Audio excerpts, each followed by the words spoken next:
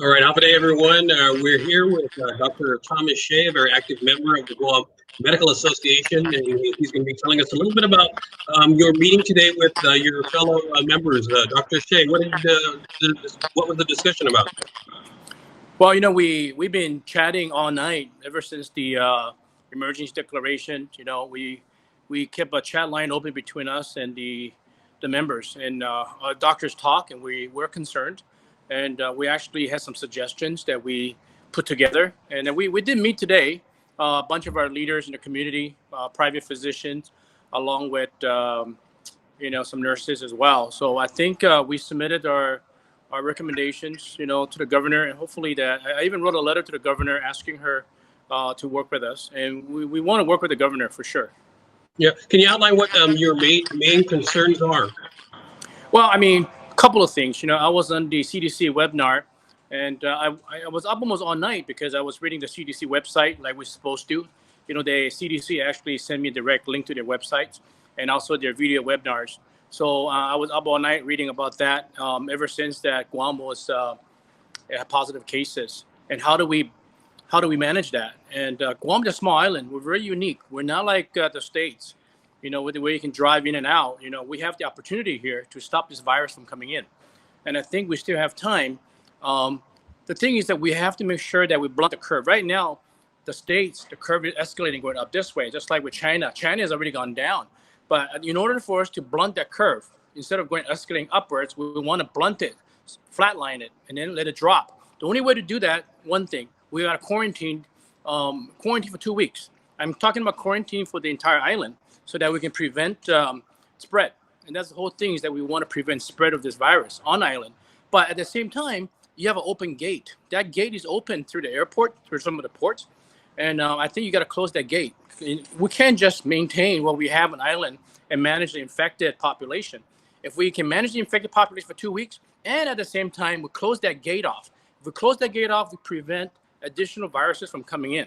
That'll give us some time to manage, recuperate, recover, and revamp our strategy, our pandemic strategy, because we never witnessed anything like this before. Yeah. Can you explain how that works? I know in the Philippines they call it a community quarantine. There's been references to it as a shutdown, but essentially you keep everyone in that one area, don't let anybody out, and you don't let anybody in. How does that work? Well, we learn from other countries. Okay, we learn from China. They quarantine. Nobody goes outside. They stay within their own homes. So you quarantine within yourself. Only healthcare providers and safety officers, those that's essential workers, will be outside. And you have maintenance of order. And the governor can actually do that maintenance of order. I know she may not have the right to ask or to tell the flights, hey, you cannot come in or you got to stop. But I think she issued a quarantine that everybody comes in is 14 days. That's a good start. But I think better yet, rather than having somebody coming in 14 days and self-quarantine, 1 or 2 may get out. And that's how viruses start. It just takes one person. So I think when we talk about how do you do that, we learned from Italy.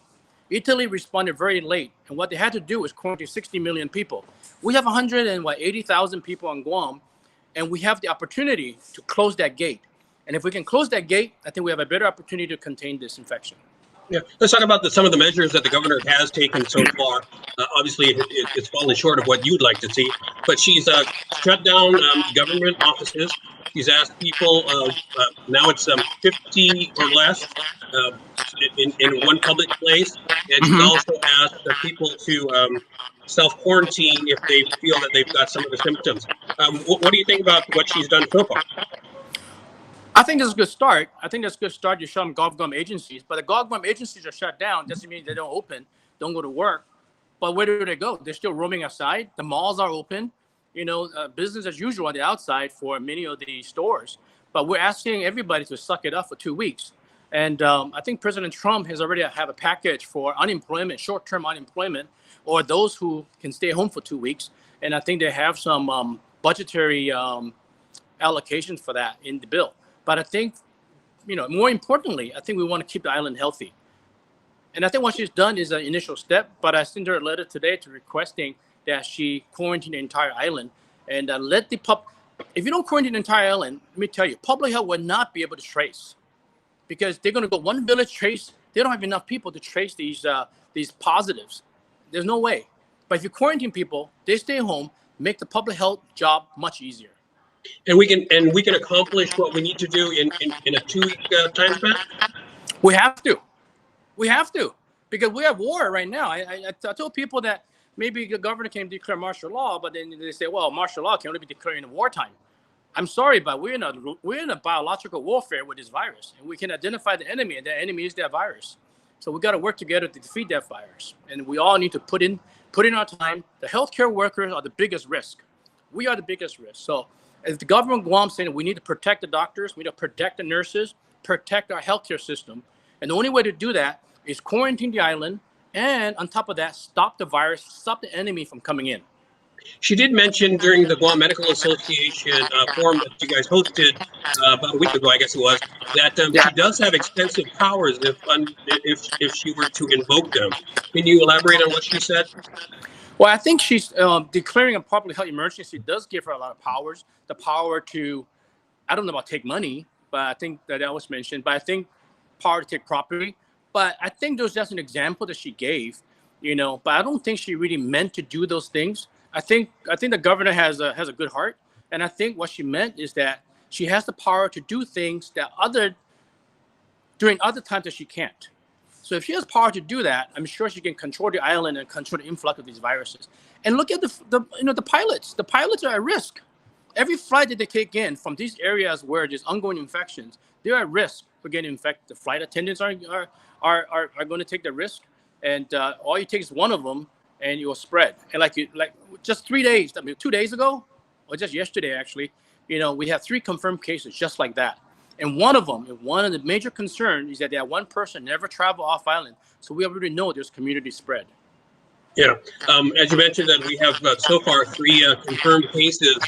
One of the concerns that we've been getting a lot about on our social media is people want to know where these patients are from, at least, and they understand that for HIPAA regulations, you're not able to disclose that. But should they know what villages at least they're from? I don't actually, but there's things that, like you said, HIPAA. But I'll leave that to the governor's office to disclose. I'm not, certain things that we doctors talk about, that we don't discuss with the public, and that's just not to cause any panic or not to cause any kind of hysteria, but we just want the reality. The reality is that we do have confirmed cases, and the public health's got to trace. They know where this person gone, and I called them last night. Our doctor shared some information about this one particular patient that has seek medical help somewhere. And they got to trace that clinic. They got to go back and trace all the way over the last 2 weeks where this patient and where have he or she roamed, and making sure that they trace it back. But if we don't quarantine, it's going to spread. And there's no way for public health to trace everybody. It's almost impossible. Yeah, I believe there's a new kind of protocol that's in place that would require those that are coming in from off island, from certain areas, to quarantine themselves for 14 days. Do you agree with that? And what about people who have to get back to work upon returning to Guam? Well, coming in, if you're going to quarantine, if self-quarantine really never works. You and I know human nature, okay? You say, you know what quarantine means on the CDC guidelines? CDC guidelines said self-home quarantine means that you got to get into a room by yourself. Just room, 4 walls in a room. You come out, you don't expose yourself to your fellow members, and the other members go out and roam around town. That's not what you call quarantine. Quarantine, you stay in a room by yourself, and that's it. You don't come out for 14 days. Use the bathroom, eat, and that's it. But it's very difficult to quarantine somebody and making sure that they are in there. So rather than saying that coming in, you got to quarantine for a week, let's all suck it up. 2 weeks. It's 2 weeks. That's all we ask for. And then give it some time so we can prepare. Let the island recover over the 2-week period. We know the incubation time now is 2 weeks. So we need to make sure that, we take care of those who are infected right now and making sure that the island is ready. Because right now, we don't have enough supplies. There's clinic that's, lack of face mask.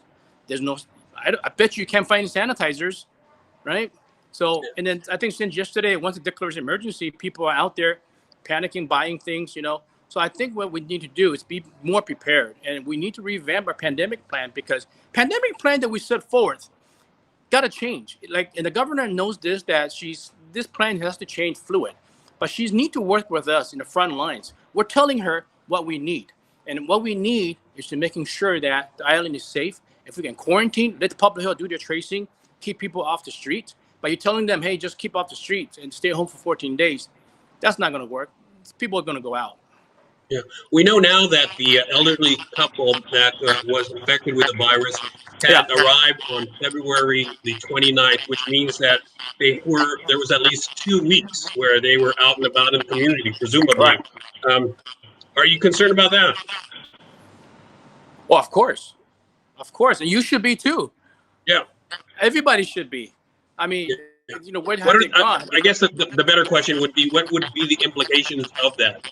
Well, the implication is that two couples, spread to one person, that another couple spread to another person. If you look at the testing, we don't have enough testing kits as we speak. Hopefully, we can get more in. Hopefully, private sector like DLS will bring them in as soon as possible.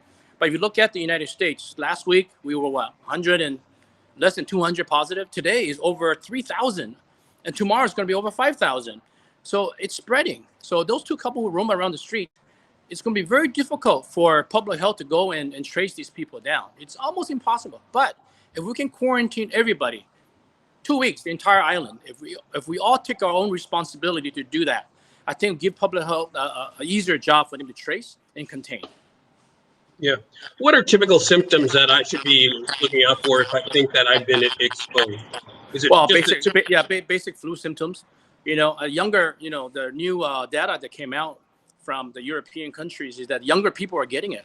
Don't think that you're young, under the age of 40, that you can't get it. Even the teenager, you can get it. It's just that the symptom may be very mild or asymptomatic at all, but you're carriers. And what we're thinking is that the young people are giving it to the older folks. So don't think that the younger people are immune, that you can congregate and go out and party. You can get it.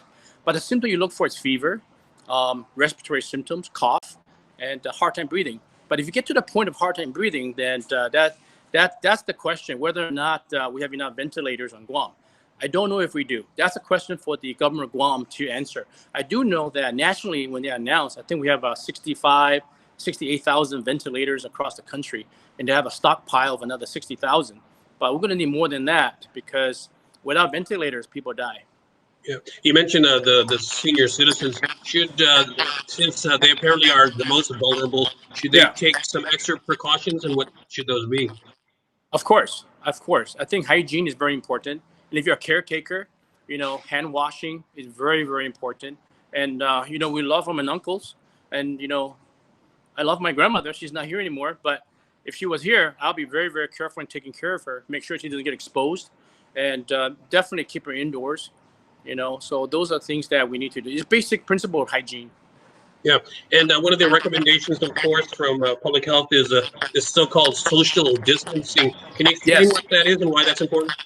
Well, the recommendation of social distancing is, if you go out, make sure you stay 6 feet across. But I can tell you that, man, on Guam is so difficult because the culture is hi, kiss, hug, and those habits are hard to break. Let me tell you. When I go into a restaurant, when I see a patient, oh, hi, Dr. Shieh, how you doing? The next thing you know, it's hard to push them away because it's such a rude, right? But we have to change that culture, at least for now.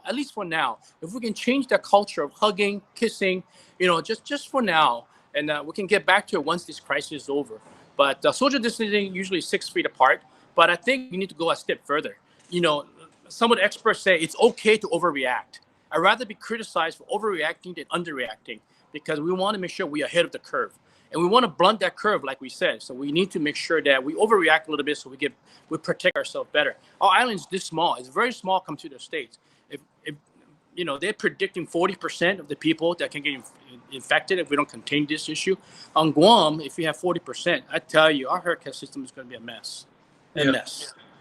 So, Dr. Shieh, is it your position then that anything short of closing our borders and imposing a full quarantine would be not effective?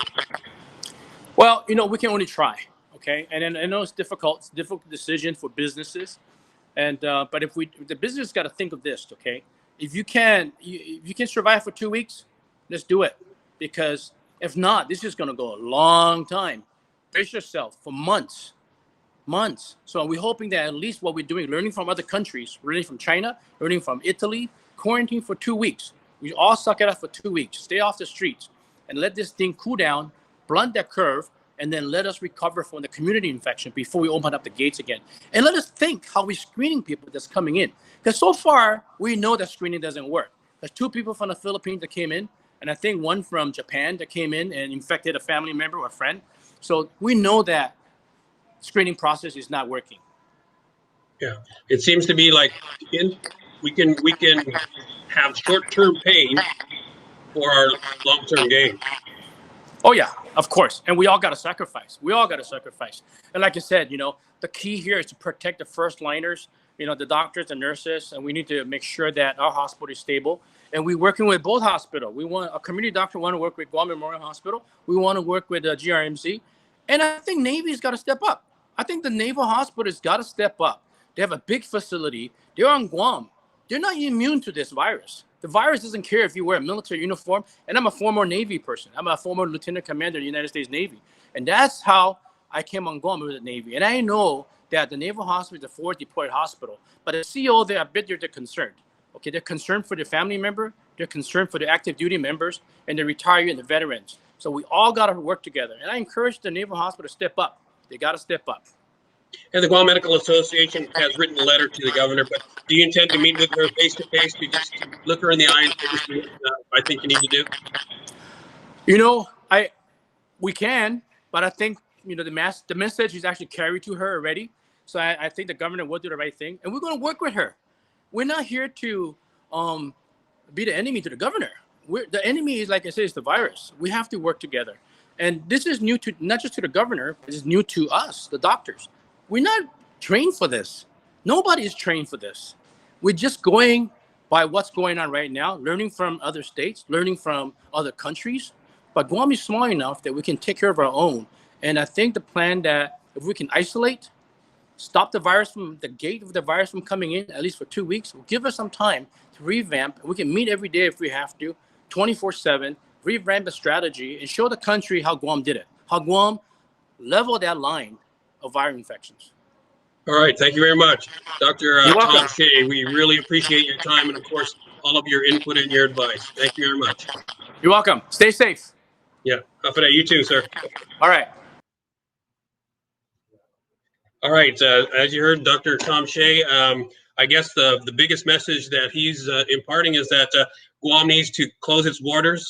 We need to shut it all down and quarantine for 2 weeks. And he believes after that 2-week time period, we can effectively blunt this coronavirus scare. He's written, along with his colleagues from the Guam Medical Association, to the governor, and they're waiting on her response. And so we will also be following that. And as soon as we know, of course, we will pass it on to you. Reporting for KUAM, I'm Nestor Licanto.